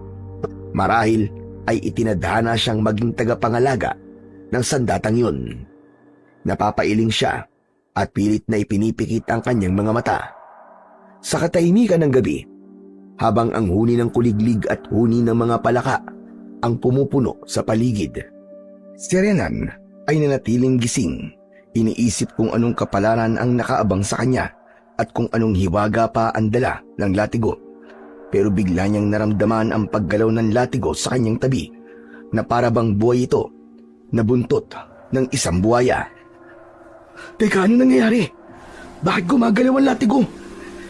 Sa hindi maipaliwanag na dahilan, biglang pumulupot ang latigo sa kanyang mga kamay at tila may malakas na puwersang humihila sa kanya palabas ng kanilang bahay, kasunod ng pag-iinit ng puluhan ng latigo. Dinala siya ng kanyang mga paa sa madilim na bahagi ng kakahuyan hanggang sa gitna ng gubat. Ang kanyang mga mata ay biglang lumiwanag, kaya naman nakikita niya ng malinaw ang daan. Bigla siyang napatigil sa gitna ng gubat at inilinga ang paningin sa paligid. Nanlalaki ang kanyang mga mata nang makita ang isang nilalang na nakasubsob sa katawan ng lalaking nakahiga sa lupa. Ang mabangis na nilalang na abala sa paglantak sa katawan ng biktima ay hindi napapansin ang presensya ni Renan. Kaya naman, kitang-kita ng binata ang matutulis na pangil ng halimaw na bumaon sa laman ng lalaki, kasabay ng malalalim na kalmot ng mahahaba at matutulis nitong mga kuko ay unti-unting pumunit sa katawan ng wala ng buhay na biktima. Hindi napigilan ni Renan ang kanyang sarili.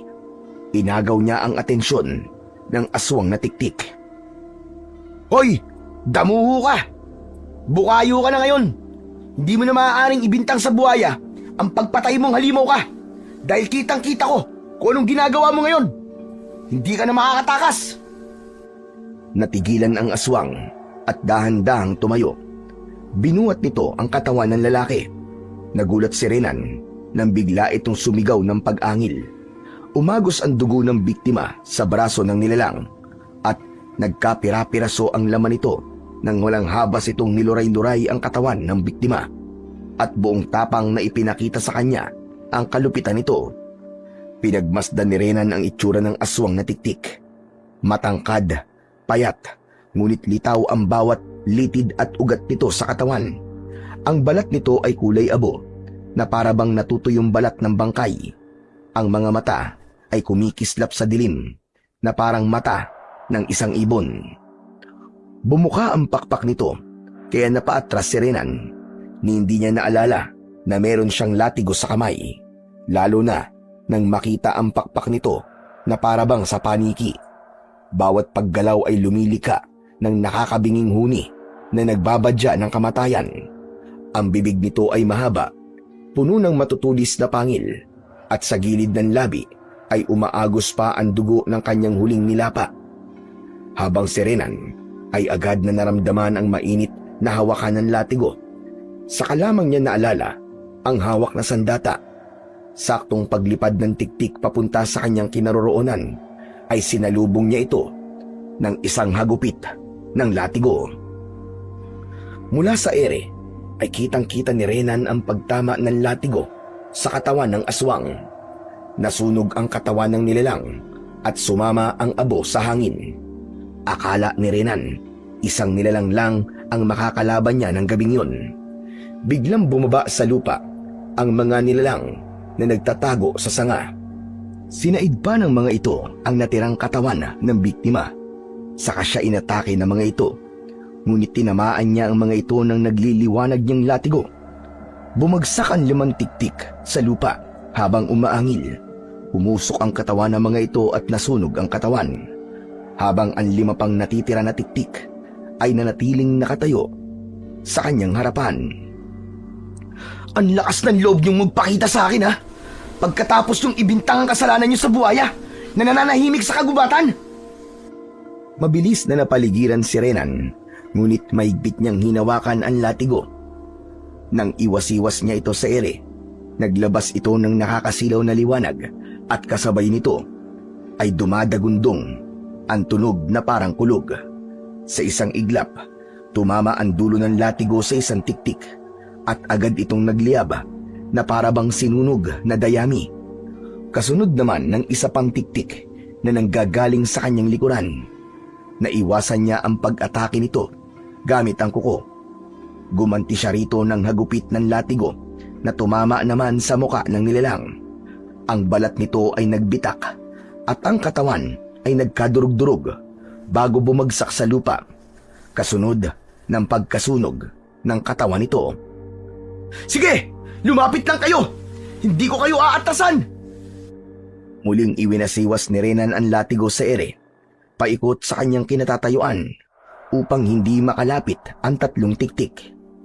Sumugod ang isa sa pamamagitan ng paglipad at pagdagit sana sa kanya, ngunit naiwasan niya yon at nakaganti ng hagupit ng latigo sa dibdib ng tiktik. Kitang-kita ni Renan kung paanong nasunog ang nilalang, hanggang ang 2 pang tiktik ay nagdadalawang isip ng sumugod. Bakas ang pag-aalala sa mukha ng 2. Si Renan ang unang sumugod sa mga ito. Nagpasirko-sirko siya sa ere, kasabay ng isang paghagupit sa leeg ng hawak na latigo ni Renan. Bumagsak ang tinamaan niya, habang pilit na inaalis ang latigo sa leeg nito. Nagkikikisay ang katawan ng tiktik hanggang masunog ang katawan nito na parang dayami. Hindi na rin nakaporma ang nag-iisang natitirang kalaban. Isang malakas na pagpalo ng latigo ang ginawa niya at tinamaan ang dibdib ng nilalang. Sa katawan nito ay dumaloy ang kakaibang apoy na dumaan sa kanilang mga ugat. Napasigaw ito dahil sa labis na sakit. Nagmistulang abo na lamang ang katawan nito na tinangay ng hangin, ngunit bigla siyang natigilan nang marinig ang pagaspas ng pakpak sa himpapawid. Anak naman ng tutsa, oh! Bakit hindi sila nauubos? Parami sila ng parami, ah! Mula sa himpapawid ay nagmistulang mga paniki ang dami ng nilalang na bumaba sa kakahuyan. Tila nararamdaman ng mga ito ang malakas na puwersa ng sandata ni Renan. Lahat ay nagulat nang makita ang binata, habang sa mga mata ng mga ito ay kitang-kita ang kagustuhan na mapatay siya. Sabay-sabay na umatake sa kanya ang mga tiktik, ngunit mabilis niyang iniikot ang latigo na parabang may sariling isip. Umikot ito sa ere at humampas ng sabay sa mga nilalang. Tinamaan ang dalawang halimaw. Nagliyab ang kanilang mga pakpak. Umaangil ang mga ito at namimilipit ang katawan dahil sa labis na sakit. Hindi nagtagal, bumagsak ang mga ito sa lupa at nagkikisay hanggang sa tuluyang maglaho na parang usok. Hingal at pawisan si Renan nang matalo niya ang lahat ng tiktik. Ang latigo sa kanyang kamay ay kumikislap pa rin at kumalma nang makita ng binata na wala ng bakas ng mga aswang sa paligid. Tahimik na linisan ni Renan ang gubat na yon. Saka naglakad pabalik sa kanilang bahay. Ilang minuto ang lumipas ay narating niya ang kanilang bakuran. Nakita niya ang papalabas na si Lolo Ben. May dala itong lumang gasera at halata sa kilos nito ang pagmamadali. Lolo Ben, teka, saan kayo pupunta? Diyos ko po, Apo. Nakarinig ako ng ingay sa bandang Kakauyan. Bigla akong kinabahan. Akala ko kung napano ka na dahil wala ka sa loob ng silid mo. Hindi po dapat kayo lumalabas ng walang kasama, Lolo Ben. Lalo na po ngayon. Delikado po ang panahon, alam niyo po yun. Pero saan ka ba nagpunta, Apo? Lolo Ben, di kayo maniniwala. Napalaban po ako kanina sa mga tiktik na pumatay dun sa lalaki. Tama kayo, Lolo Ben. Hindi ang buhaya ang may kagagawan sa sunod-sunod na pagpatay sa mga kalalakihan na natatagpuan sa Kakauyan. Nakita ko po ang mga tiktik at kinalaban ko sila gamit ang mahiwaga akong latigo. Hindi ko nga lang po talaga maintindihan kung bakit may malakas na puwersa ang humila sa akin papunta po sa Kakauyan. Marahil ang nararamdaman din ng latigo ang panganib na hatid ng mga aswang sa paligid. Ang latigo mismo ang nagdadala sa'yo papunta sa mga aswang. Kaya lang huli na po. Nang dumating po ako kanina sa gubat, wala na. Napatay na po nila ang biktima. Yun nga lang po, hindi ko nakilala ang lalaking pinatay nila. Kasalanan ko po kung bakit namatay siya. Ay, nako, ayang ka na naman sa pag-iisip ng mga bagay na hindi naman dapat. Wala kang kasalanan at huwag mong akuin ang kasalanan na hindi mo naman ginawa. Hindi ka pa ba natuto sa mga nangyari sa mga magulang mo? Hindi ko lang po talaga maiwasan, Lolo Ben, ang hindi po malungkot. Pakiramdam ko po, kasalanan ko kung bakit siya namatay. Dahil huli po akong dumating. Wala kang kasalanan, Renan. Nagkataon lang na gusto mong tumulong. Huwag kang mag-alala. Malapit nang makalaya ang tatay mo. Kahit makalaya po si tatay, wala na po magbabago. Wala na. Nasira na po ang pamilya ko. Isa pa, sino pa po maniniwala na totoong aswang ang may kagagawan ng patayan dito? Hindi natin kailangang pilitin na maniwala sila, Apo. Dahil sa oras na mapatay mo ang pinuno ng mga aswang, mapapatunayan natin sa kanila na nagsasabi tayo ng totoo at mabibigyan natin ng katarungan ang nangyari kay Lito at sa mga magulang mo at sa iba pa na sinira ng isang maling paratang. Si Mang Lito, ang lalaking tinulungan niya noon at naging dahilan ng pagkakakulong ng kanyang ama sa loob ng 10 taon. At hanggang ngayon ay hindi pa rin sila nagkikita ng kanyang ama. Ang ina naman niya ay nabalitaan niya ng may bago ng pamilya. Pagkatapos nilang mag-usap ng kanyang Lolo Ben, ay nagpaalam na rin siya rito. Pumasok si Renan sa loob ng kanyang silid at niyakap ang kanyang mahiwagan latigo habang nakahiga siya sa kanyang katre. At agad siyang nakatulog dahil sa labis na pagod. Madaling araw, maimbing pa ang pagkakahiga ni Renan nang biglang umalingaw-ngaw ang ingay ng mga tanod mula sa labas ng kanilang bahay. Nagkakagulo ang mga ito.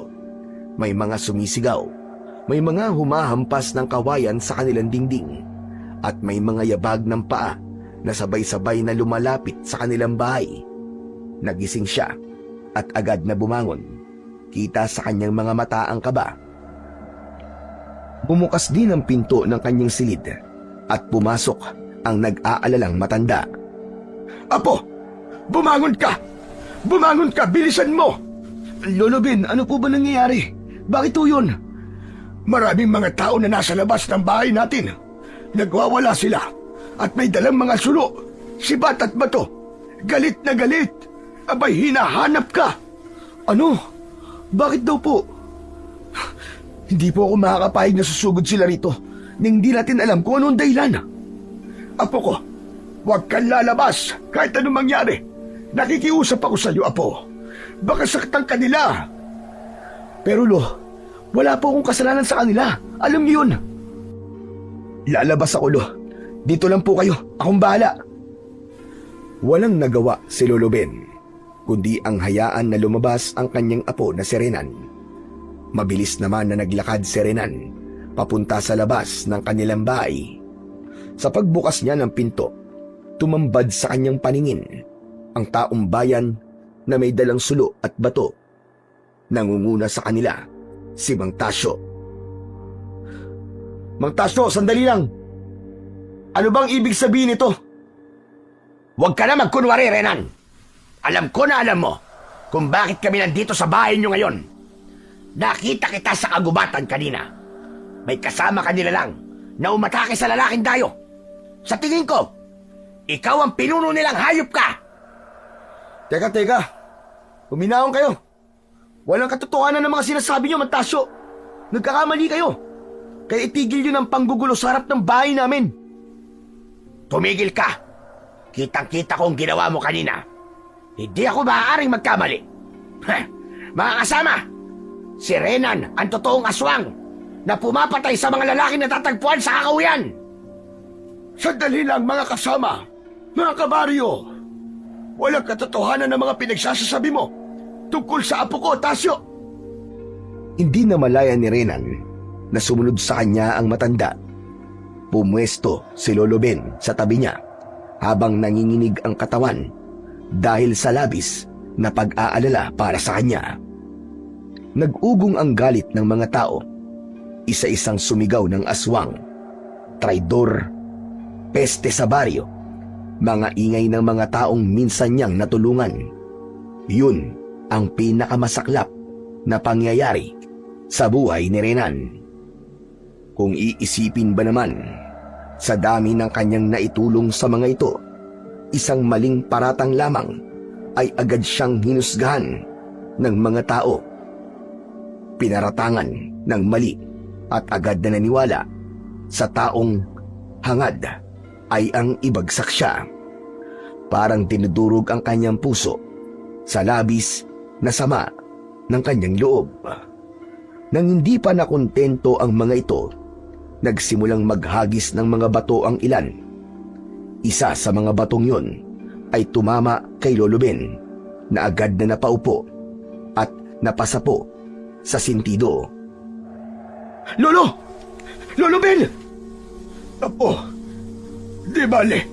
Ayos lang ako. Pumasok na tayo sa loob ng bahay. Hindi nila tayo tatagtanan, Apo.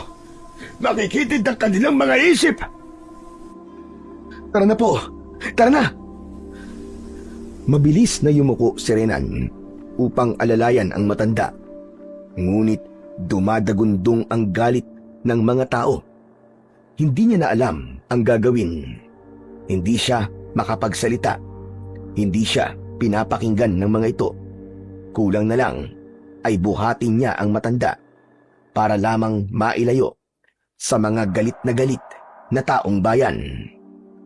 Sa sobrang gulo, wala siyang nagawa kundi ang magtago sa loob ng kanilang bahay. Mabilis niyang hinila ang kanyang Lolo Ben papasok sa loob ng kanyang kwarto. Apo, hindi maaari ito. Sinusunog nila ang bahay natin. Diyos ko, bakit nila ginagawa to sa atin, Lolo Ben? Anong gagawin natin ngayon? Sigurado ko, Apo, may tao sa likod ng lahat ng ito. Natitiyak kong pakana niya ito para maitago ang totoo niyang pagkatao. Lumabas kayo riyan! Mga halimaw kayo! Lumabas kayo! Huwag kayo magtago sa loob ng kubo nyo! Alingaw-ngaw ng galit na boses ni Mang Tasyo. Dinampot ni Renan ang kanyang mahiwagang latigo na nakapatong sa ibabaw ng kanyang katre. Ngunit bigla siyang natigilan nang masira ang dingding sa kanilang kwarto. Nakita niya ang kaibigan niya na si Jojo. Renan! Lolo Ben! Dito kayo dumaan, dali! Bilisan nyo! Kailangan makalayo na kayo rito! Papatayin kayo ng taong bayan! Tol, anong ginagawa mo dito? Umalis ka na. Baka mamaya madamay ka pa sa galit nila. Sige na, Tol, iwanan mo na kami. Hindi na bali, Tol, na madamay ako sa problema nyo. Ang mahalaga, alam kong nasa panig ako ng tama at kabutihan. Hindi ako naniniwalang mga aswang kayo. Kaya tara na, bilisan nyo. Bago pa nila matupok ng apoy ang bahay nyo. Tara na! Huwag na kayo mag-isip. Pala ni Renan, si Jojo lang ang nasa labas ng kanilang bahay. Ngunit biglang sumulpot si Aling Mercedes at inalalayan nitong makalabas ng kwarto si Lolo Ben. Sinabi nitong alam nito ang pasikot-sikot sa loob ng kagubatan at matatakot ang mga tao na sumunod sa kanila dahil takot ang mga ito sa ilog. Tama ang sinabi ni Mercedes. Ligtas talaga tayo sa lugar na yon dahil marami ang takot na pumasok sa gubat at magpunta sa kinatatakutang ilog. Hindi sila pupunta roon. Pinilit nilang makaalis kasama sina Aling Mercedes at Jojo upang magtago mula sa galit ng mga taong bayan. Mga taong hindi nila mapaliwanagan ng buong katotohanan. Mga tao na natulungan niya noon at ngayon ay itinuturing sila na kaaway. Patungo sila sa kakauyan upang doon sana magtago. Ngunit habang papalayo, nakita sila ng taong bayan. Umalingaw-ngaw ang sigaw ni Mang Tasyo. Mga kasama! Mga kasama! Ang mga halimaw! Ayun! Tumatakas sila! Habulin nyo! Huwag niyong hayaang makatakas! Ang dapat sa kanila ay sunugin hanggang sa mamatay! Habulin nyo, mga kasama! Ang mga sigaw ng mga taong bayan ay humahabol sa kanila. Dala ang mga sulo at sandata. Parang walang balak na sila ay tantanan. Habang tumatakbo, ramdam na ramdam ni Renan ang bigat ng kanyang katawan. Ngunit higit pa ron, naramdaman niyang umiinit din ang latigo sa kanyang kamay. Tila ba may sariling buhay at may gustong sabihin sa kanya. Sa bawat segundo, mas lalong nagbabaga ang hawak niyang latigo hanggang sa hindi niya na ito kayang itago. Napahinto siya sa kanyang pagtakbo. Pinagmasdan niya ang mga humahabol sa kanila at sa isang iglap ay napansin niya ang katotohanan. Tumigil din sa pagtakbo ang kanyang mga kasama. Sinasabi ko na nga ba? May mali. Kung ganon, si Mang Tasyo ang totoong pinuno ng mga aswang. Oo, Jojo. Di ka nagkakamali. Pagmasdan mo sila habang pinupunit ang kanilang pang-itaas na damit. Lumalabas na ang totoo nilang anyo. Mga halimaw na nagtatago sa dilim. Teka, bakit? Paano nangyari yun? Hindi nila mapipigilan ang pagpapalit ng anyo sa oras na pumasok sila sa kagubatang ito. Dahil yun sa mabigat na enerhiyang nasasagap ng katawan nila kapag nandito sila sa loob ng gubat. Kung ganon, sila ang totoong mga aswang. Kaya pala, hindi sila nakikinig sa sinasabi mo kanina. Dahil buo na ang kanilang loob na patayin ka, Chong. Pero bakit? Apo, tara na. Umalis na tayo rito. Mapanganib. saka na lamang tayo mag-usap. Jojo, alalayan mo si Mercedes. Lolo Ben, sandali lang. Hindi matatapos to eh. Kapag tatakasan lang natin ang mga aswang na tiktik na yan. Teka, Chong. Ano bang ibig mo sabihin? Kailangan kong lumaban, Jojo. Sige na. Iligtas mo na sina Aling Mercedes at Lolo Ben. Ako nang bahalang humarap sa mga tiktik na to. Sige na, Jojo. Hoy, Chong! Naririnig mo ba siya sabi mo? Nasisiraan ka na ba ng ulo? Anong laban mo sa kanila? Tara na! Umalis na tayo rito bago pa nila tayo maabutan. Alalahanin mo, may kakayahan din silang lumipad. Mapapahama ka sa kanila. Tara na, Chong! Magtiwala ka sa akin, Chong. Basta, tatapusin ko ang laban na to. Dahil ang pinuno ng mga aswang na tiktik. Siya ang totoong pumatay sa lalaking naging dahilan kung bakit nasira ang pamilya ko. Si Mang Tasyo. Siya ang totoong pumatay. Siya ang pinuno ng mga aswang na tiktik. Bumakas ang pagkabigla sa anyo ng kaibigan niyang si Jojo dahil hindi rin ito makapaniwala sa narinig. Kitang-kita nila kung paanong nagbago nga ang anyo ng mga taong humahabol sa kanila. Ang kanilang mga anino ay nag-iba bigla ng hugis. Ang mga mata nila ay nagliliwanag at ang mga tinig ay nakakakilabot na parabang huni ng mga paniki. Lolo! Aling Mercedes! Jojo! Hindi sila mga tao! Sige na! Umalis na kayo! Ako nang bahala dito! Maigpit na hinawakan ni Renan ang latigo at humarap sa mga nilalang. Sa isang malakas na hampas, umawala ang nakakasilaw na liwanag na nagpatigil sa mga aswang na tiktik. Ang apoy mula sa kanilang mga sulo ay nagliyab ng mas matindi bago tuluyang naglaho. Ang ilan sa kanila ay napaatras, ngunit ang iba ay umatungal at sumugod pa rin. Hindi na umatras si Renan. Hindi siya nagpasindak. Sa halip, buong tapang niyang itinaas ang kanyang makapangyarihang latigo na mula sa buntot ng buhaya. Handa nang ipagtanggol ang kanyang pamilya at mga kasama laban sa totoong mga kalaban na nagkukubli sa anyo ng pagiging tao. Hindi ka na makakatakas ngayon, Mantasyo! Hayop kang ganid ka! Ikaw lang pala ang pinuno ng mga aswang! Tamang-tama sa pagkatao mo! Kaya pala mabigat ang loob ko sa'yo! Dahil isa kang halimaw na dapat nang patayin! Ayos ba ang pagpapanggap ko? Ang buong akala mo ba ay kakampi mo ang lahat ng mga tao na nakatira sa baryong ito? Pues, nagkakamali ka. Pagmasdan mo sila. Lahat sila ay tinulungan mo, di ba? Naisip mo ba kung bakit ako namimili ng mga isda? Hindi naman totoo na ibinibenta ko yun sa iba. Dahil ang totoo, yun ang ginagawa namin pagkain kapag wala kaming nauhuling tao. Bakit pa kasi kayo nagpunta dito?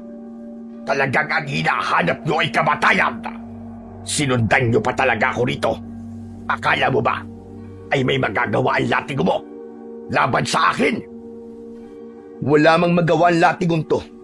Ngunit ang paghahanap ko ng hustisya sa mga taong pinatay mo, natitiyak ko, may magagawa ako. Masyado kang matapang. Tama na, Satsat. Simulan na natin ang laban. Tumugod si Mang Tasyo at umugong ang malalakas na huni ng mga tiktik. Isa-isang bumaba ang mga alagad nito mula sa impapawid. Nakalilis ang matutulis na kuko at naglalaway ang mahahabang dila. Pinalibutan ng mga aswang sina Renan, Jojo at Lolo Ben na tumulong na rin sa pakikipaglaban sa mga tiktik, habang si Aling Mercedes naman ay nakakubli sa likod ng isang malapad na puno. Maigpit na hinawakan ni Renan ang kanyang mahiwagang latigo. Sa bawat hampas niya sa mga kalaban, ay nagkakaroon ito ng liwanag na tuluyan ng sumusunog sa katawan ng mga aswang na tiktik. Tinamaan si Renan ng matalas na kuko ni Mang Tasyo. Bumagsak siya ng pasadsad sa lupa. Kaya naman, sinamantala ng pinuno ng mga aswang ang pagkakataon na yon. Tinalunan ito ni Mang Tasyo para sana saksakin gamit ang kuko nito. Ngunit inatake ito ng suntok ni Jojo. Pero hindi natinag ang pinuno. Gumanti ito ng suntok kay Jojo. Bumagsak sa lupa si Jojo habang namimilipit ito sa sakit. Kaya naman, mabilis na tumayo si Renan at inatake si Mang Tasyo ng hagupit ng latigo. Tinamaan niya ito sa balikat at napasigaw din ito ng malakas. Hindi maaari! Hindi ito totoo!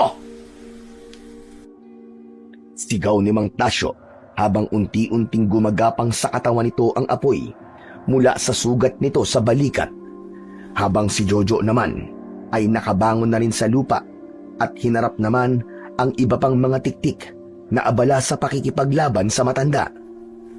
Muling inihagupit ni Renan ang kanyang latigo at tinamaan sa leeg ang pinuno ng mga aswang. Napaatras ito, nagliyab ang mga pakpak. Bumagsak sa lupa ang pinuno habang namimilipit sa labis na sakit. Dumampot ng mabigat na sanga si Jojo at buong lakas na ipinalo yun sa mga sumugod na halimaw. Samantala, kahit mahina, ay kinuha ni Lolo Ben ang sulo at yun ang ginamit na panlaban sa mga tiktik na sumusugod sa kanila. Ang laban ay naging mas marahas. Sigawan, hampasan at alingaw-ngaw ng latigo ang nangingibabaw sa paligid. Habang patuloy ang sagupaan, bigla nilang narinig ang isang nakakakilabot na pag-angil mula sa di kalayuan. Ang lupa ay tila yumanig at mula sa dilim ng kagubatan ay umusbong ang dambuhalang anino. Nang lumapit, doon nila nasilayan ang mabangis na buhaya. Nagulat si Renan at nag-alala na baka sila ang atakihin nun. Ngunit nagtaka siya nang hinarap nito ang mga alagad ni Mang Tasyo. Sa pagkakataong yun, hindi sila ang pinuntirya ng buhaya. Mabilis na sinunggaban ng buhaya ang isang tiktik at nilunok yun ng buo. Tinangkang tumakas ni Mang Tasyo habang ang apoy ay nagsisimula ng gumapang sa katawan nito. Ang ilan pang tiktik ay agad na napulbos ng malalakas na hampas ng latigong buntot ng buhaya. Napatigil si Renan, Jojo at Lolo Ben sa kanilang harapan nang tanaw nila kung paanong ang mga nilalang na kanina lamang ay halos pumatay sa kanila na ngayon ay pinaglulunok ng buhaya. Ang kagubatan ay muling nabalot ng katahimikan, maliban sa dagundong ng halimaw na nagsasabing hindi pa tapos ang laban. Rinig na rinig nila ang pagdurog sa buto ng mga aswang sa loob ng bibig ng buhaya. Maya-maya pa, umalingaw-ngaw ang boses ni Mang Tasyo. Hindi pa ito magiging katapusan ko! Walang sino man ang makakatalo sa akin! Sumugod si Mang Tasyo, ngunit naunahan niya ito ng hampas ng latigo sa kamay nito. Inilatag ni Renan ang nagliliwanag niyang latigo. Pinagmasdan niya ang unti-unting pagkasunog ng katawan ni Mang Tasyo. Inulit niya ang paghagupit ng latigo sa katawan nito. Tumama yun sa leeg ni Mang Tasyo.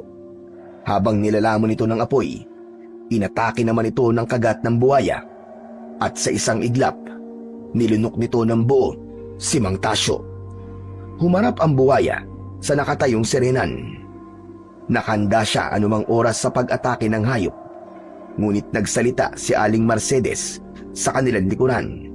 Sinabi nitong hindi masamang nilalang ang buhaya. Nalaman nila na si Aling Mercedes ay isa palang diwatang nangangalaga sa buhaya. Gulat na gulat si Renan, Jojo at Lolo Ben sa kanilang natuklasan. Kung ganun po, isa kayong diwata? Tumango si Aling Mercedes. Ipinaliwanag nito ang totoong layunin ng diwata. Sinabi rin nito na ang latigong buntot ng buhaya ay kusang ipinagkaloob sa kanya. dahil nakita ng buhaya ang tapang at determinasyon ni Renan na gumawa ng kabutihan. Teka, paano naging buntot ng buhaya ang hawak mong latigo, Renan? Tol, pasensya ka na. Ang latigo na to ay hindi talaga kay Lolo Ben. Pag-aari ito ng buhaya na nagbigay sa akin. Ang ibig mo sabihin, kaya naputol ang buntot ng buhaya dahil naging latigo yun? Ganun ba? Tama ka, Jojo. Isang kababalaghan.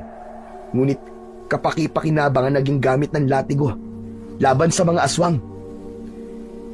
Ililihim natin sa lahat ang mga nangyari ngayon. Maraming salamat sa tulong mo, Diwatang Mercedes. Ngumiti si Aling Mercedes at sa isang iglap ay nagliwanag ang katawan nito. Pagkatapos ay hinawi ng kamay ang hangin at sa isang iglap, naging hamog ang natitirang katawan ng mga aswang na tiktik. Pagkatapos nun, nagpaalam na ang diwatang si Aling Mercedes at iniwan na ang latigo kay Renan. Ganun din ang buhaya na pinangalanan nilang si Putol. Hindi nagtagal. Pagkatapos ng mga pangyayaring yun, muling bumalik ang katahimikan sa baryo. At ilang linggo lang matapos yun, nakalaya na rin ang ama ni Renan. Kaya naman, wala na siyang mahihiling pa sa magagandang nangyari sa kanyang buhay. Paminsan-minsan ay dinadalaw nila ang kanyang ina sa bahay nito kasama ang bago nitong pamilya. Kinalimutan nila ang nakaraan at hinarap ang kasalukuyan. Sa kwento ni Renan ay natutunan natin na huwag agad manghusga ng tao. Batay lamang sa nakikita, sapagkat ang itinuturing mong kaaway ay maaari ring maging katuwang mo sa oras ng pangangailangan. Kagaya ng buhaya na hindi nagtagal ay tumulong kay Renan laban sa mga aswang. Ipinakita rin na ang tapang at pagtitiwala sa sarili at pagtutulungan ay sandatang higit na makapangyarihan kaysa sa anumang armas laban sa mga halimaw at kasamaan. Sa kabila ng takot at hirap ni Renan, nanatiling mahalaga ang paninindigan upang ipagtanggol ang sarili at ang mga mahal sa buhay.